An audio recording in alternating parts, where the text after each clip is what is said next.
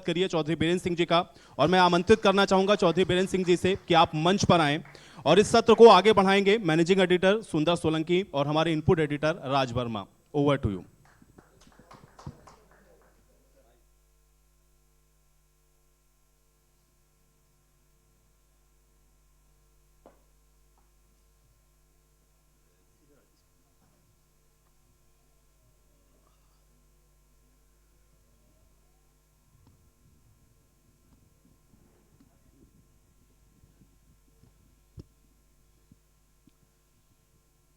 तो लगातार इस मंच के जरिए हम कोशिश कर रहे हैं कि प्रदेश के उन मुद्दों को जो आपसे सरोकार रखते हैं उनको उठाया जाए और उनको उस दिशा में ले जाया जाए जहां कोई समाधान की गुंजाइश नजर आती हो।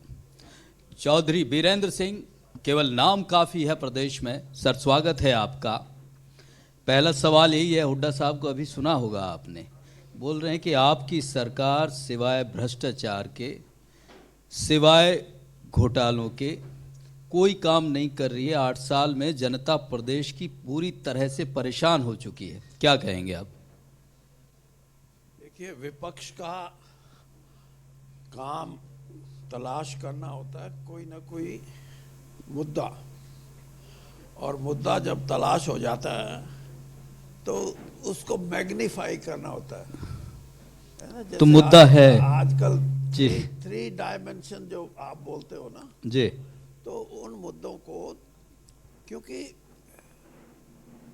सत्ता पार्टी कुछ करेगी तो विपक्ष को उनकी बातों को, सही दिशा में जा रही चीज़ों को गलत दिशा में बताना, वो तो उनका कर्तव्य है, धर्म है।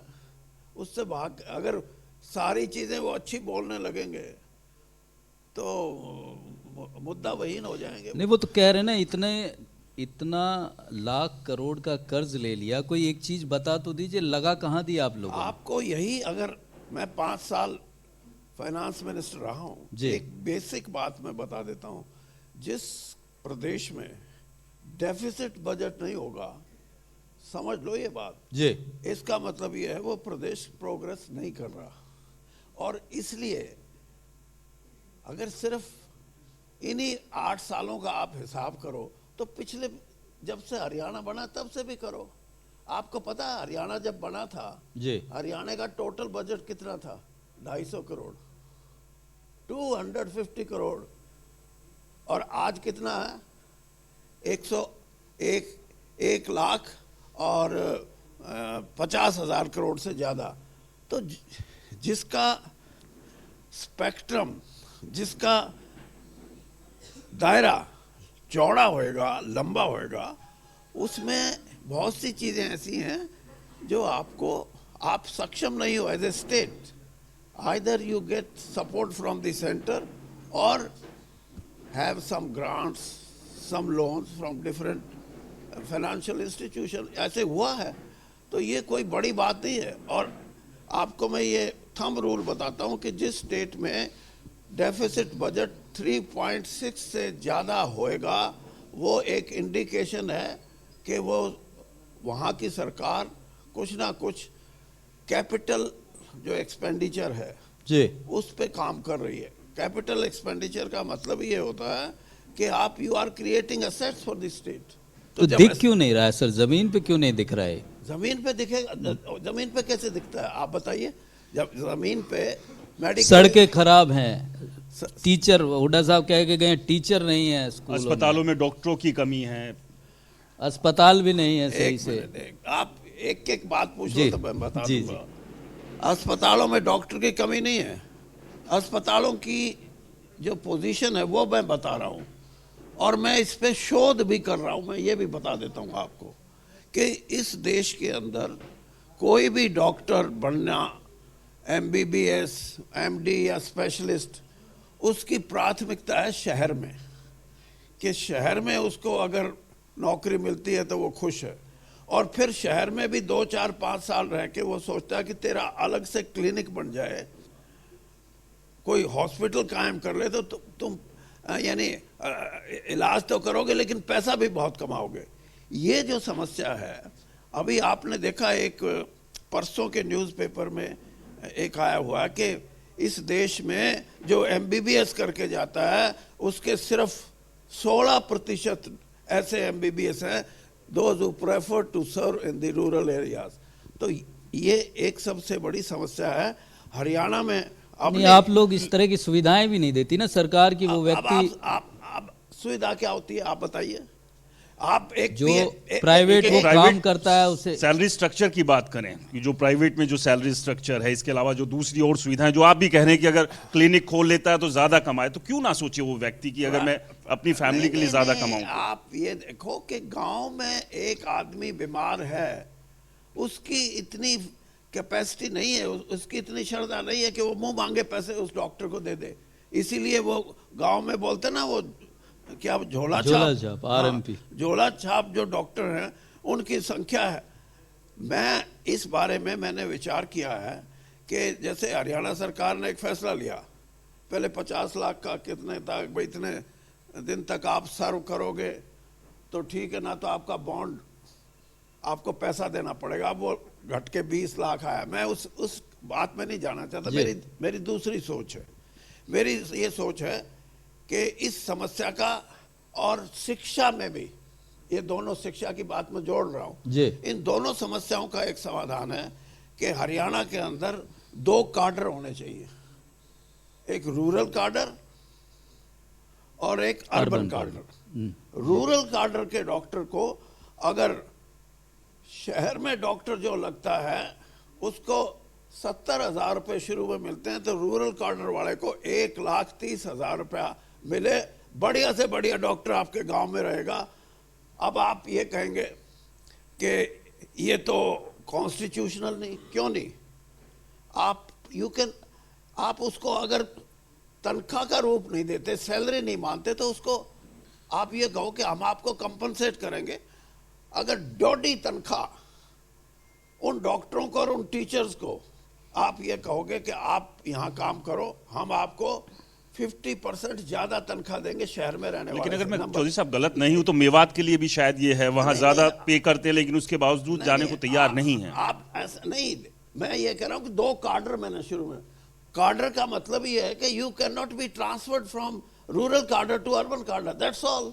तो आपने सरकार, क्योंकि आप ही की आपने ये बात रखी, मेरी सरकार नहीं है, आप समझ, मैं जो है ना, मेरे को अगर पॉलिटिकल बात करनी है तो ऊपर उठ के करो। I am not bound by any political parties philosophy. मेरी अपनी फिलॉसफी है, मैं वो बता रहा हूँ। मैं ठीक है कि मैं बीजेपी में हूँ, इसमें कोई दो राय नहीं, लेकिन मेरी अपनी सोच है। अगर वो पूछते हो तो मैं बता रहा हूँ, मैं सरकार का I am not responsible for the governments working, वो तो उनकी। मैं कोई मंत्री हूँ, मैं कोई MLA हूँ, मैं कोई MP हूँ नहीं सर, आप वरिष्ठ नेता हैं बीजेपी के, आप केंद्रीय मंत्री रहे, आप बड़ी जिम्मेवारी पे रहे हैं। वरिष्ठता को कम से कम मेंटेन करके रखो।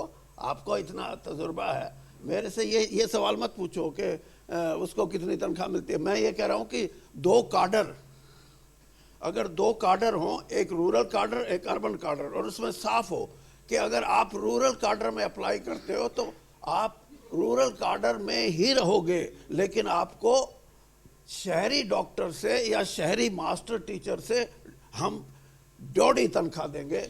मेरे को बताओ कि एजुकेशन का स्टैंडर्ड भी इंक्रीज करेगा। बिल्कुल सही, बहुत बढ़िया मशवरा है आपका। ये अच्छा है, लेकिन ये इम्प्लीमेंट होगा कैसे सर? सवाल सबसे बड़ा ये है ना। फिर इम्प्लीमेंट तो तब होगा जब कोई ये इस बात को अप्रिशिएट करे। मैं what I am planning for is कि मैं 23 मार्च को शहीदी दिवस पे मैं एक कनक्लेव, जैसे आपका ना मेरा, उसमें हजारों आदमी होंगे।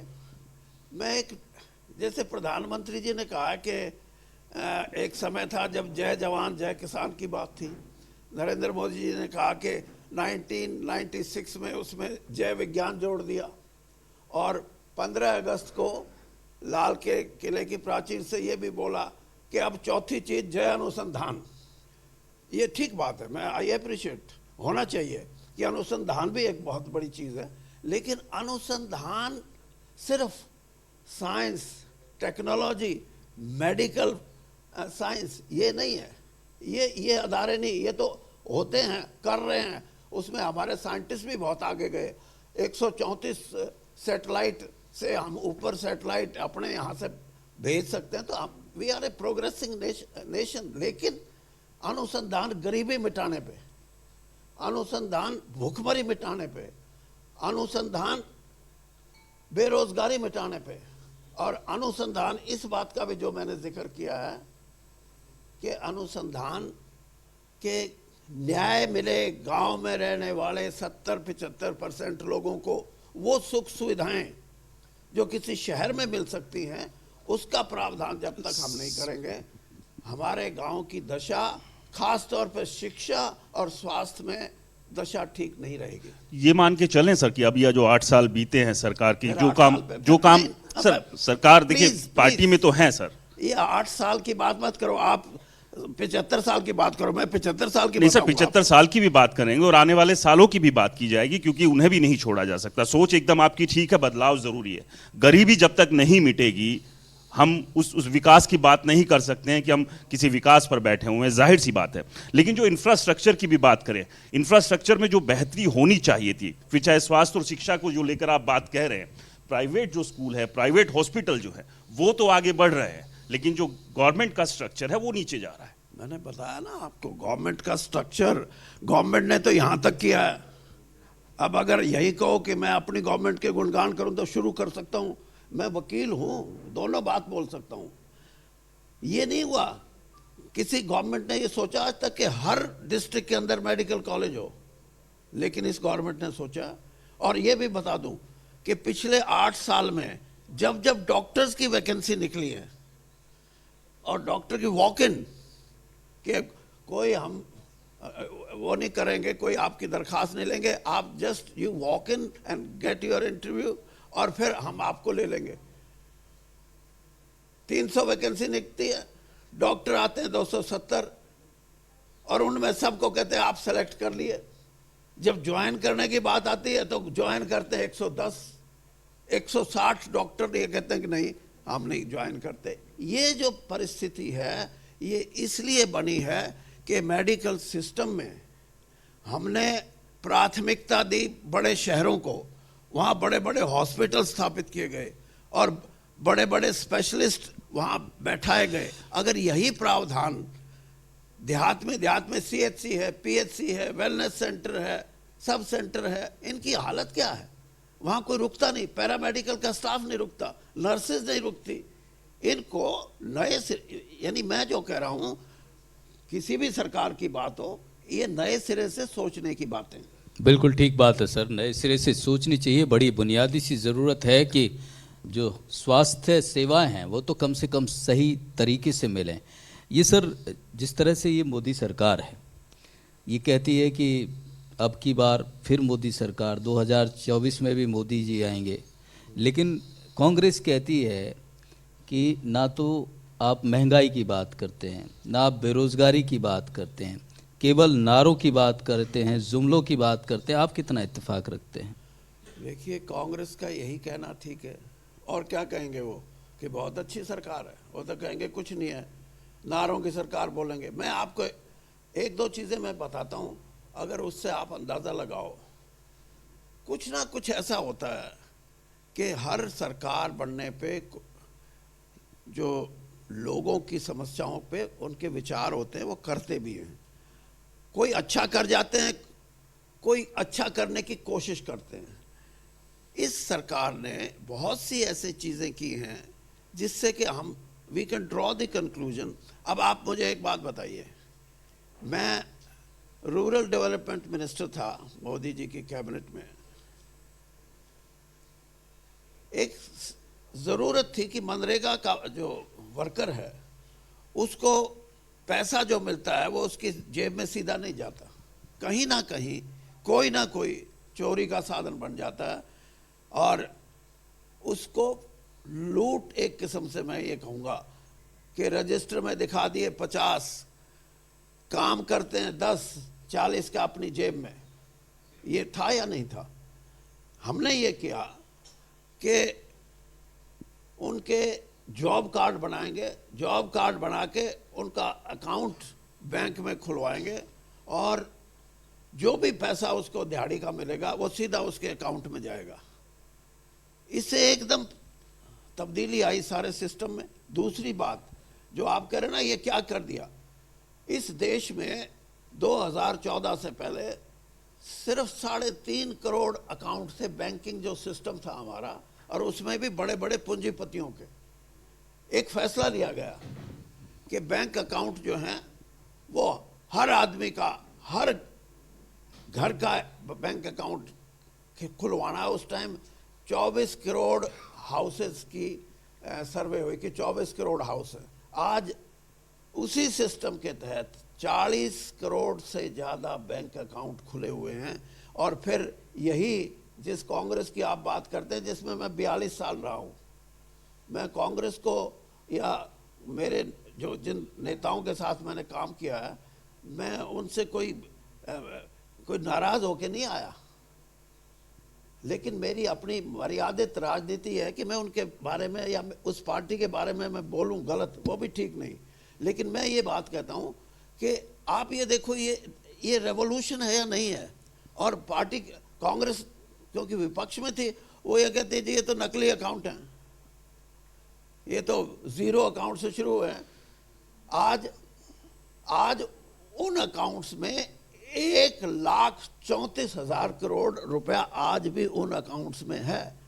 तो बहुत सी चीज़ें ऐसी हैं जो इस सरकार में हुई हैं, अच्छी हुई हैं, और उनको क्रिटिसाइज करने के लिए विपक्ष को कुछ ना कुछ तो बोलना ही पड़ता है उसमें। सर ये जो ये बात कह रहे हैं आप, यानी कि ये मान के चलें जो रोजगार के अवसर है और जो नौकरियां हैं वो बढ़ा दी गई है, उसी का पैसा उन खातों में जा रहा है। क्योंकि विपक्ष भी ये कहता है और युवा भी अक्सर जो है सड़क पर नजर आता है। मैं अनुरोध करूंगा एक पानी अगर आप प्लीज आयुष दे। देखिए तो जो बेरोजगार जो नजर आता है सड़कों पर, वो तस्वीर इन बातों से अलग सच्चाई कहती है। इन बातों से अलग ही बता रहा हूं मैं। आपको याद हो, पानी ले लीजिए। 2019 का जब इलेक्शन हुआ, उससे पहले कांग्रेस ने, पता नहीं उनके घोषणा पत्र में था या नहीं था, वो तो हुड्डा जी बता सकते हैं, लेकिन ये था कि 62,000 रुपया, सॉरी 72,000 रुपया हम हर एक के खाते में डालेंगे। उस टाइम उस चीज़ का लोगों में मजाक सा भी उठा था, और आम साधारण आदमी भी सोचता था यार हर आदमी के खाते में कैसे 72,000 चले जाएंगे।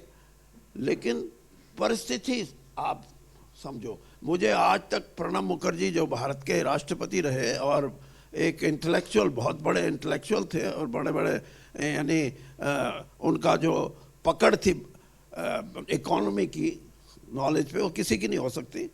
उन्होंने कहा था कि इस देश में नहीं, इस दुनिया में 600 साल में जो परिवर्तन हुए हैं, वो कहते हैं कि मैंने ये वो परिवर्तन अब मैंने 60 साल में देखे हैं। और बात भी सही है। और ये नफरत की राजनीति भी 60 साल में है। एक मिनट, आपको अगर देखो या नहीं, तो, वो ठीक है, आप अपनी बात पूरी, आप या तो सवाल पूछो ना, जी बात पूरी करें, या कहो तो मैं क्रिस्प जवाब भी दे सकता हूँ, ना हाँ ना हाँ। नहीं, तो कुछ नहीं, आप विस्तार में जवाब दीजिए, बात पूरी, क्योंकि आपके जवाब सुनने के लिए तमाम लोग और तो दर्शक आप पूरा प्रदेश सुन रहा है जी। अब मैं भूल गया क्या कह रहा था।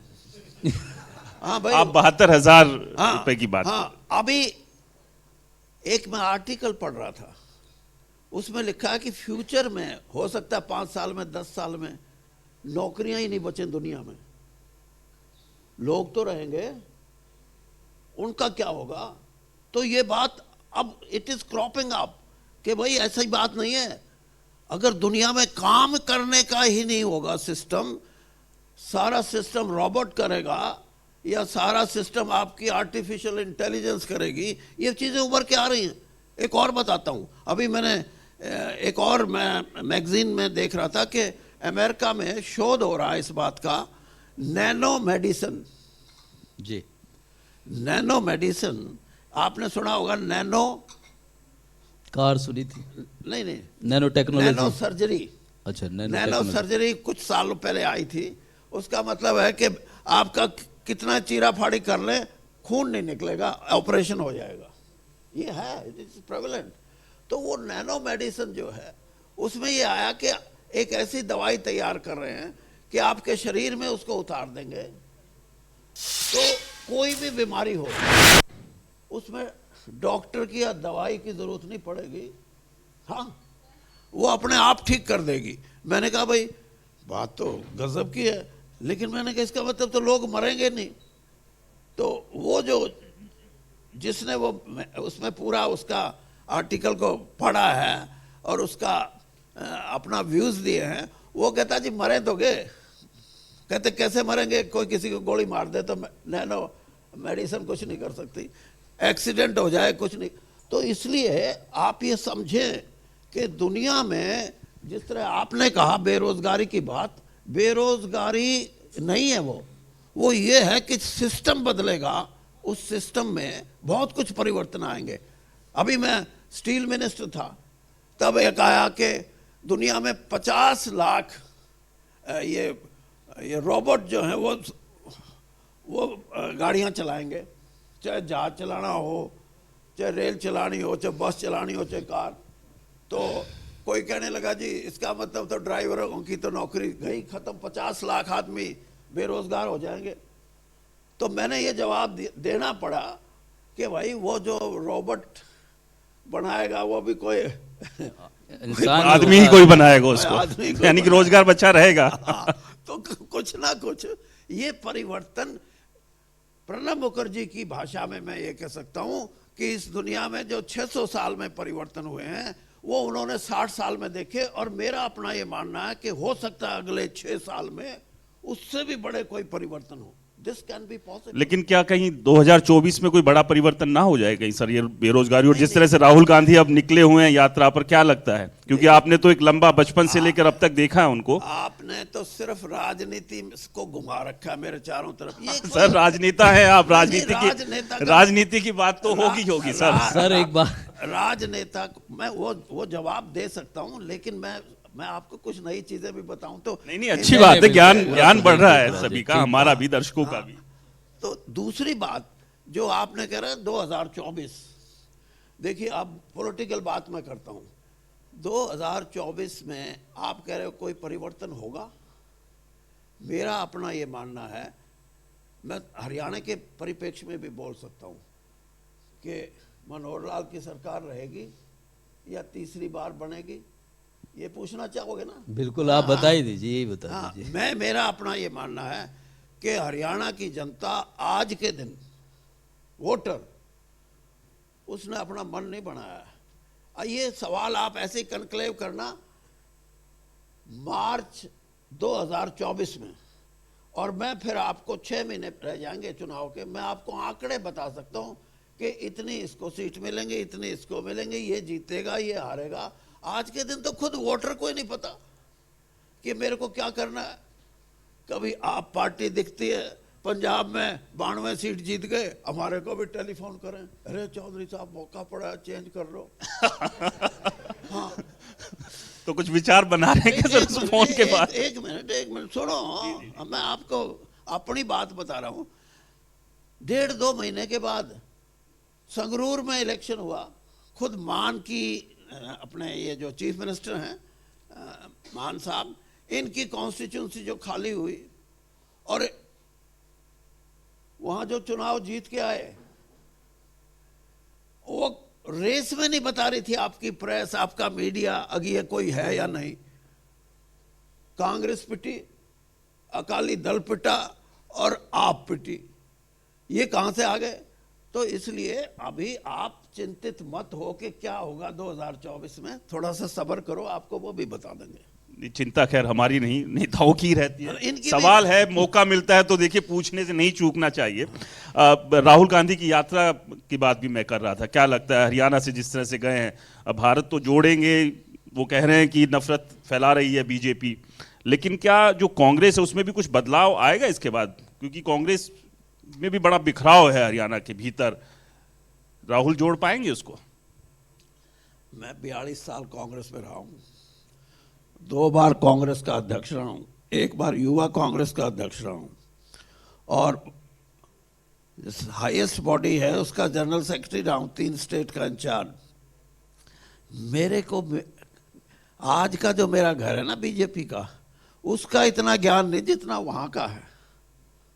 और ये सोचना, मैं एक बात जरूर कहूंगा कि राहुल गांधी का 3500 किलोमीटर का सफर ये एक बड़ा इवेंट है, इसमें कोई दो राय नहीं। और मेरा अपना आकलन भी यह है कि राहुल गांधी इस यात्रा से, कांग्रेस कुछ सीखी नहीं सीखी, लेकिन राहुल गांधी ने कुछ सीखा है, आई मस्ट एडमिट। मतलब आदमी 50 साल के आसपास होता है तब भी सीखता ही। नहीं, मतलब भाई आप एक बात बताओ, जिस आदमी ने ये कहा कि मेरे को 3 गरीब लड़कियां मिली, कपड़े नहीं पहन रखे थे या पहने हुए थे फटे हुए थे, तो मुझे कुछ एहसास हुआ। तो पॉलिटिकल सिस्टम में हमारे देश में 2 तरह के नेता। तो यूनिवर्सिटी तो आप ही की थी सर, आप बीबीसी रहे उसमें। एक तो हमारे जैसे नेता हैं जो पारिवारिक पृष्ठभूमि से आते हैं और लोग उनको मान्यता देते हैं। एक वो नेता हैं जो जमीन से आते हैं। तो मेरा अपना ये मानना है कि हमारे इस कांग्रेस में जो जिस किस्म का विवाद है वो हुआ क्यों, ये पूछो आप मेरे से। आप जी बताइए कांग्रेस आप ही बता दीजिए। नहीं, आप ये पूछो कि ये कांग्रेस इकट्ठा होगी नहीं होगी, ये तो अलग सवाल है। ये होता क्यों है? कांग्रेस ने इस देश में 75 साल में से 55 साल राज किया है, और जिन लोगों ने राज किया है उनकी अपनी अपनी एस्पिरेशंस हैं कि भाई मैं 5 बार का एमएलए, हुड्डा पहली बार आके चीफ मिनिस्टर बन गया। मैं ये सोचता हूँ, एक मिनट सुन लो यार बीच में, तो मेरी एस्पिरेशन किरण चौधरी में बंसीलाल की पुत्रवधू, और कौन कौन है, कैप्टन अजय भी है, कैप्टन अजय हैं, रणदीप सुरजेवाला हैं, और भी शैलजा हैं, अशोक तंवर चले गए, फिर भी आ सकता है, कोई ऐसी बात नहीं है। मेरा कहने से मतलब ये है कि जिस पार्टी ने राज किया हो उसमें जो सेल्फ सीकर हैं हमारे जैसे आदमी, वो अपनी भावनाओं को जब सामने रखते हैं, अपने एस्पिरेशन को, तो पार्टी को नुकसान करते हैं। इसीलिए कांग्रेस में राहुल गांधी के एफर्ट्स के बाद भी, अब भूपेंद्र सिंह हुड्डा ही ले लो, वो कहते हैं कि अब तो नेता तो मैं ही बचा हूं। कई बार बड़ा उल्टा हो जाता है। पंजाब में एक बार ऐसी परिस्थिति थी, सारे हार गए और एक बचे, आपको याद होगा सरदार बेअंत सिंह, वो मुख्यमंत्री बन गए। तो ये जो जिन्होंने अपने दिमाग में ये बना लिया ना कि मैं बनूंगा, उनको मैं यही कह रहा हूं कि कांग्रेस पार्टी बड़ी पार्टी है, इसमें हर किस्म के आदमी हैं, वही आदमी अच्छा लोग बनेंगे जिसका दिल बड़ा हो। तो कांग्रेस के नेताओं का दिल अगर बड़ा हुआ तो अलग बात तो है, बड़ी पार्टी बड़ी बनी रहेगी, नहीं तो हाँ, फिर वरना तो मामला गड़बड़ चल ही रहा है और आगे भी हो जाएगा। चलिए सर, बहुत समय का अभाव है लेकिन समय का अभाव नहीं सर। आप शायरी का शौक है? ना मुझे कोई शायरी, फिल्म देखते हैं? मैं ना सामाजिक आदमी हूँ, ना मैं धार्मिक आदमी हूँ, ना शेर व शायरी का शौक है, मुझे सिर्फ राजनीति का शौक है। और कहो तो और 2 घंटे बैठ के दो घंटे जरूर बैठेंगे, लेकिन वो अब मौका भी आएगा जल्द। एक सवाल करना चाहते हैं, कर लीजिए। छोटा नहीं बड़ा करो। हाँ, माइक दे दीजिए। जैसे तंवर साहब हैं, वो भी आ सकते हैं क्या? कभी आपको याद आती है कांग्रेस की? आपकी भी संभावना है। ये पकड़ के बोलो जरा। ये कह रहे हैं कांग्रेस की याद आती है अभी आपको? आप कह रहे थे कि तंवर साहब भी आ सकते हैं दोबारा, तो क्या कभी कांग्रेस के वो पुराना घर आपको याद आता है? आप भी आ सकते जा हैं ही नहीं क्या? रहा, घर से तो निकले ही नहीं है अभी, नहीं, अभी दिल भी तो वही वहीं है रहता क्या है। आप कांग्रेस में? हुड्डा साहब भी आपको आंखों आंखों में निमंत्रण दे गए थे एक ऐसे। बार आपने देखा कि नहीं, हम तो हर 15 दिन में इकट्ठा बैठते हैं। आपको गलतफहमी है कि हम अलग रहेंगे, ये नहीं। और सुशील गुप्ता, हम आपके 3 मिलने से तो नहीं लगा 15 दिन का। 3 लोग हैं, तिकड़ी है हमारी। हम 15 दिन में, महीने में, 2 महीने में एक्सचेंज ऑफ व्यूज होता रहता है। और मैं आपको ये बताऊं, इनका जवाब भी मैं दे दूं कि मेरी हमेशा ये इच्छा रहती है, कोई भी अगर पॉलिटिकल आदमी किसी बात पे बात करता है तो मैं उसको अच्छी सलाह देता हूँ। मैंने हुड्डा जी को भी सलाह यही दी। मैंने कहा भैया छोटा है मेरे से, मैंने कहा ये कांग्रेस ने आपको सौंप दिया कि हरियाणा की कांग्रेस आपके हवाले, हम कर चले, वो है ना, हाँ, कर चले हम फिदा। हाँ, तो मैंने कहा इसको अगर बड़े दिल से कांग्रेस को चलाएगा तो कांग्रेस के रिजल्ट अच्छे आ सकते हैं, लेकिन जैसे तेरी प्रवृत्ति है कि ये मेरा, ये नहीं, इसको नहीं देनी, इसको देनी है, फिर मैंने कहा तुम कांग्रेस का करेगा नुकसान। मैं आउट, ये मैं प्रेस में नहीं कह रहा, मैं हर रोज उसको जब भी मिलता बोलता हूँ। और इसी तरीके से इनका भी बात है ना, अशोक तंवर की जो बात कही, देखिए अशोक तंवर, आपकी बात कर रहे हैं, आपकी बात कर रहे हैं। हाँ, अशोक तंवर नहीं, आम आदमी की नहीं सर, आपकी बात वो ये कर कह रहे हैं कि आपको अभी भी याद आती है कांग्रेस की। मैं पहले अशोक तंवर से जोड़ा ना मेरे को। अच्छा। हाँ। देखिए बात ये है कि अशोक तंवर ने 5-6 साल अच्छी मेहनत निभाई है कांग्रेस के। वो उसकी अलग बात है कि एक वक्त में जब फैसला लेना था तो कई बार गलत फैसले भी हो जाते हैं और वो उसका नुकसान भी हो जाता है। अब आपको सुनाता हूं मैं, इमरजेंसी में चौधरी देवीलाल जेल में थे, चौधरी चरण सिंह जेल में थे, और एक मेरे जिले के चौधरी दल सिंह वो भी जेल में थे।